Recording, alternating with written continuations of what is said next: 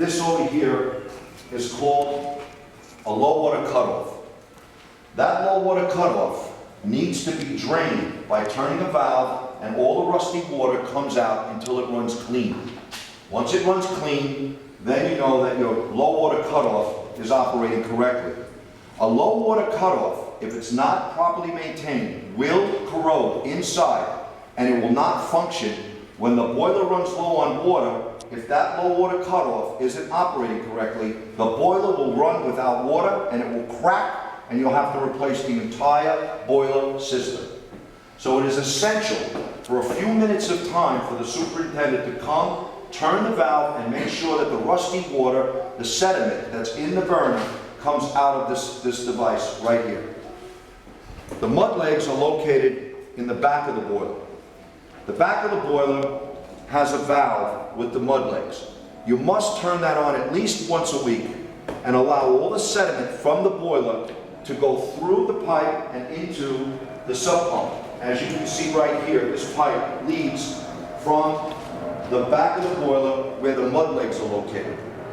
If this is not cleaned on a regular basis, the boiler will corrode and all the sediment will sit there for a year at a time, and then it will start to corrode the steel casing that you see here on the burner. Then what happens is a welder has to come, take out sections, re-weld new sections of steel onto the burner. That's the worst thing that could possibly happen.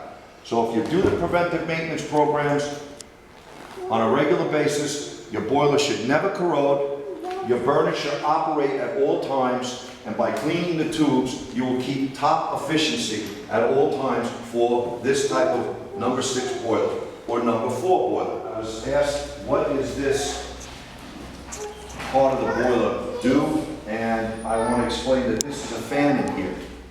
And the fan, when the oil ignites, the fan motor blows the flame into the chamber that we talked about earlier. So without this fan motor, if this doesn't work properly, the fire would never reach into the cylinder or the chamber and burn correctly. When we spoke about the cup and maintaining the carbon on the cup, if that cup isn't properly maintained and carbon does build on one side or the other, when the cup is spinning, the flame will go to one side or the other in the fire chamber. And when that happens, it starts to affect the brick or the chamber itself, and it damages the brick inside the fire chamber. So it's very important that the flame burns in a cone-type shape constantly with that cup rotary cup operating.